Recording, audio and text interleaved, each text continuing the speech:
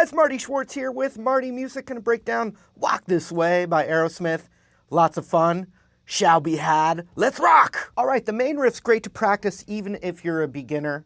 The song's not beginner, but the riff is great. So open A, first fret, second fret, and then second fret D. So you're rolling your middle finger over, like that. Slow.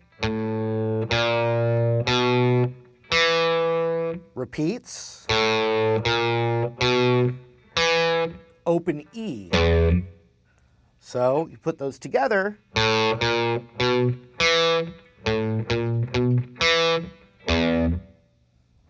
Repeat. And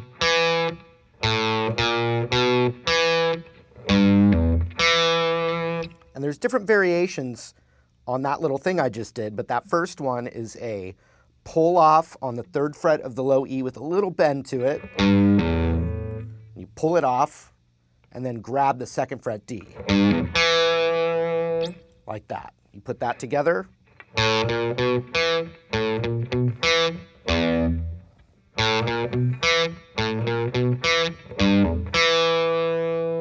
we go through it again. And then finally,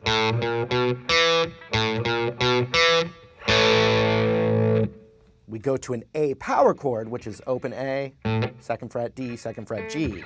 So that last one.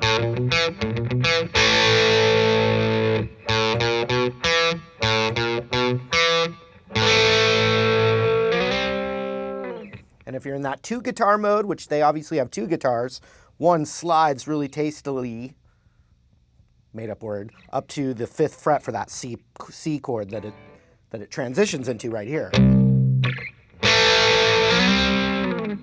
And then we get to the next section.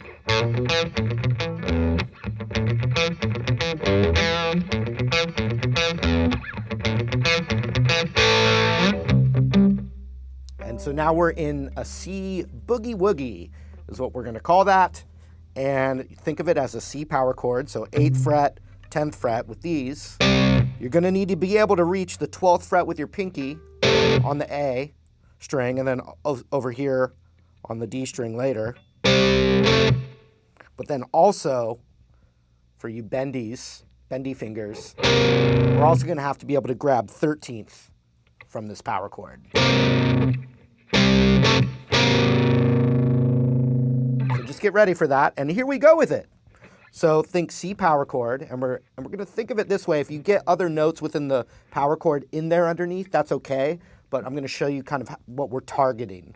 And also, throughout most of the song, there's some really tasty and nice palm muting going on with the riff, with this part. So just, think of that in the back of your mind. So we're grabbing da-da-da. We're holding the power chord, but we're going kind of aiming for the top string and then grabbing that A string. And then pinky is going to grab 12th fret of the A string. And it doesn't really pull off. You hear it subtly pull off. Like that.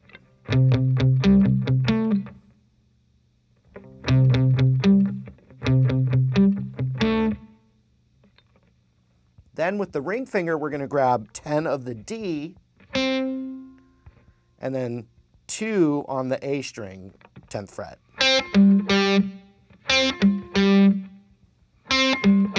Like that. So put that together.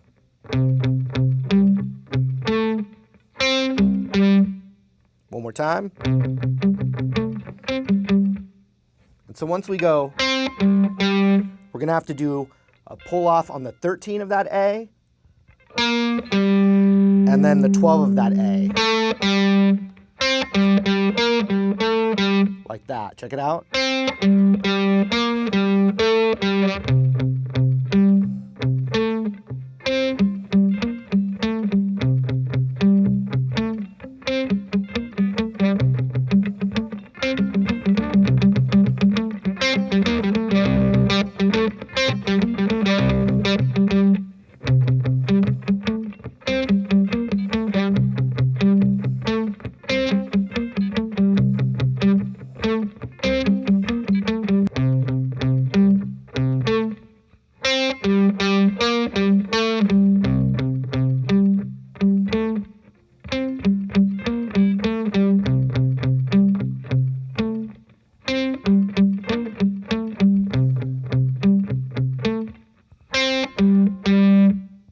finally does the last half of that last one.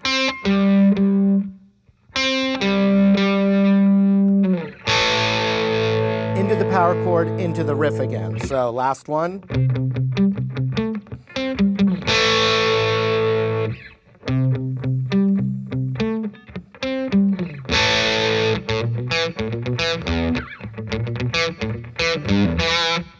And so then there's also another variation now on the, so now just one variation that's happening like on the left side, left speaker.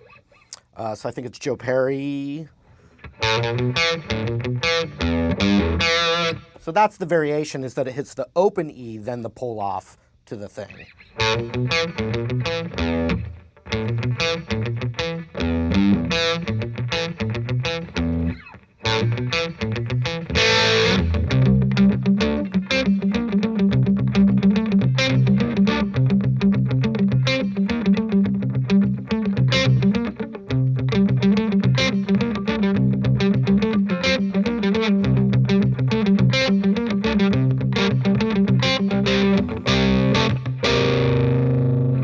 So now we get to the chorus, which is, like I said, we're going to have to stretch.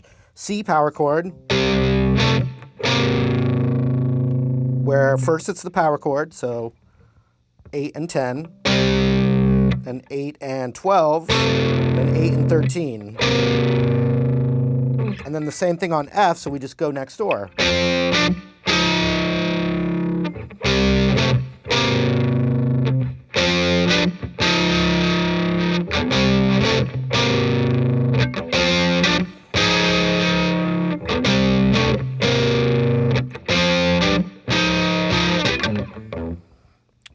Now, there's another second guitar part, so.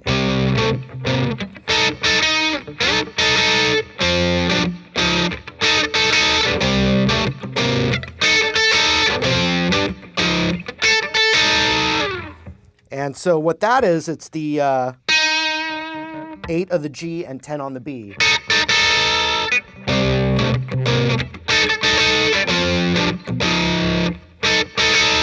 Ideally, for 2 guitars there, you could mix and match that, figure out a way to add little elements of both.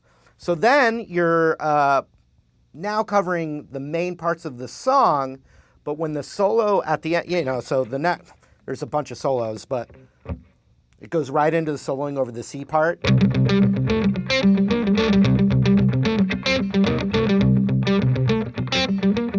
You know, all that. But another solo happens where it's using the riff.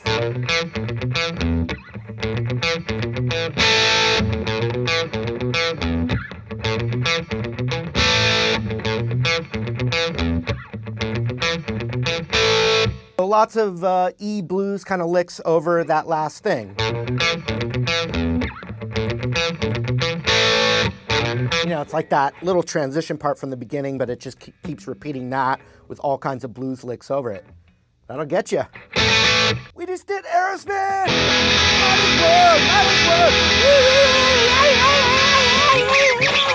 Aerosmith! Whoa!